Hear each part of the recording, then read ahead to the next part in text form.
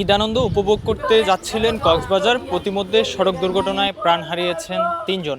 ঢাকা চট্টগ্রাম মহাসড়কের ফেনীর রামপুর এলাকায় একটি ব্রিজের যে মেরামত কাজ চলছিল সেখানেই গতকাল অর্থাৎ শনিবার দিবাগত রাত ৩টা নাগাদ যে একটি ত্রিমুখী সংঘর্ষ, বাস, যে অ্যাম্বুলেন্স এবং মোটরসাইকেলের ত্রিমুখী সংঘর্ষে তিনজন প্রাণ হারিয়েছেন। এই ঘটনায় আহত হয়েছেন আরও পাঁচজন। দর্শক, আমরা এই মুহূর্তে যুক্ত হয়েছি ফেনী জেনারেল হাসপাতালের মর্গের সামনে থেকে। আপনাদের যদি একটু জানিয়ে রাখতে চাই, ঢাকা চট্টগ্রাম মহাসড়কের ফেনীর যেই রামপুর এলাকা রয়েছে, সেই রামপুর এলাকায় গতকাল রাত যে ৩টা নাগাদ আমরা যেমনটি জানতে পেরেছি যে একটি ব্রিজের সংস্কার কাজ চলছিল। সেই ব্রিজের স্পিড ব্রেকারে একটি অ্যাম্বুলেন্স ধীর গতির কারণে সেখানে থেমে গিয়েছিল। পরবর্তী সময়কালে সেই অ্যাম্বুলেন্সকে পেছন থেকে শ্যামলী পরিবহনের একটি বাস এসে ধাক্কা দেয়। এর ঘটনার পরেই অ্যাম্বুলেন্স এবং শ্যামলী পরিবহনের যাত্রীরা সড়কে নেমে আসেন। তাদের মধ্যে একটি বাকবিতণ্ডার ঘটনা ঘটে। ওই সময় মূলত পেছন থেকে দোয়েল পরিবহনের একটি বাস নিয়ন্ত্রণ হারিয়ে বেপরোয়া গতিতে এসে সেই জটলার মধ্যে উঠে পড়ে। এই ঘটনায় সর্বশেষ আমরা যে মহিপাল হাইওয়ে থানা পুলিশ রয়েছে, সেই পুলিশ সূত্রে আমরা যেমনটি জানতে পেরেছি, এখন পর্যন্ত 3জন নিহত হয়েছেন, পাশাপাশি 5জন আহত হয়েছেন। নিহতদের মধ্যে রয়েছেন, আমরা যে পুলিশ সূত্রে যেমনটি জানতে পেরেছি, রাজধানীর শহীদনগর এলাকার মুজিবুর রহমানের ছেলে সোহাগ মণ্ডল রয়েছেন। পাশাপাশি রংপুরের হারাগাছ থানার বাসিন্দা মোহাম্মদ মোর্শেদ রয়েছেন, যিনি মূলত রাজধানীর বাংলা মোটর এলাকার ফরদ মার্কেটের মোটর ফাস্ট ব্যবসায়ী ছিলেন। তার স্ত্রী এবং সন্তানদের সহ তারা মূলত কক্সবাজারের উদ্দেশ্যে রওনা হয়েছিলেন।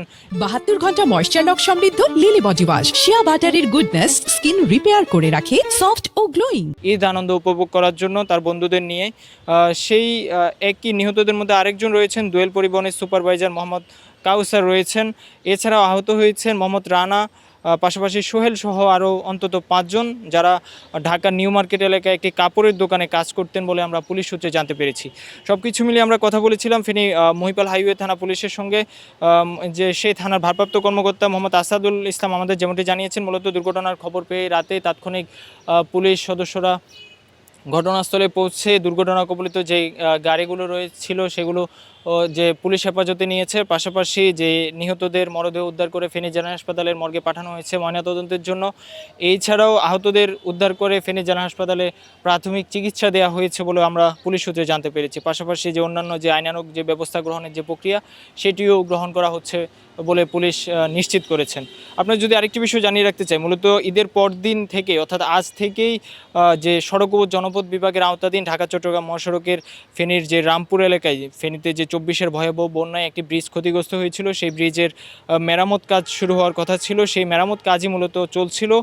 সড়ক বিভাগ থেকে জানানো হয়েছিল যে 22 মার্চ থেকে 30 মার্চ পর্যন্ত এই মেরামত কাজ চলবে। পাশাপাশি যে 22 মার্চ থেকে 25 মার্চ পর্যন্ত ঢাকা চট্টগ্রাম মহাসড়কের যে চট্টগ্রামমুখী লেন রয়েছে, সেই লেনটি সম্পূর্ণ বন্ধ থাকবে এই মেরামত কাজের জন্য। পাশাপাশি 26 মার্চ থেকে 30 মার্চ পর্যন্ত এক লেনে যান চলাচল করবে বলে সড়ক ও জনপথ বিভাগ থেকে ইতিপূর্বে জানানো হয়েছিল একটি গণবিজ্ঞপ্তির মাধ্যমে। এই নিয়ে আসলে যে সংস্কার কাজের প্রথম দিনে এমন একটি সড়ক দুর্ঘটনায় 3জনের প্রাণহানিকে ঘিরে যে পরিবহন সংশ্লিষ্ট, পাশাপাশি এখানকার স্থানীয়রাও যেমনটি বলছেন, ঈদের মতো এমন একটি ব্যস্ততম সময়ে সড়ক ও জনপথ বিভাগের এমন একটি কাণ্ডে তারা ক্ষোভ প্রকাশ করছেন। পাশাপাশি তারা যেমনটি বলছেন, এমন একটি জনগুরুত্বপূর্ণ ব্যস্ততম সড়কে ঈদের গুরুত্বপূর্ণ সময়ে ব্যস্ততম সময়ে যে মেরামত কাজের মতো সিদ্ধান্তকে তারা প্রশ্ন তুলছেন। এই ছিল মূলত ফেনী থেকে সড়ক দুর্ঘটনায় 3জন প্রাণ হারানোর ঘটনায় সর্বশেষ।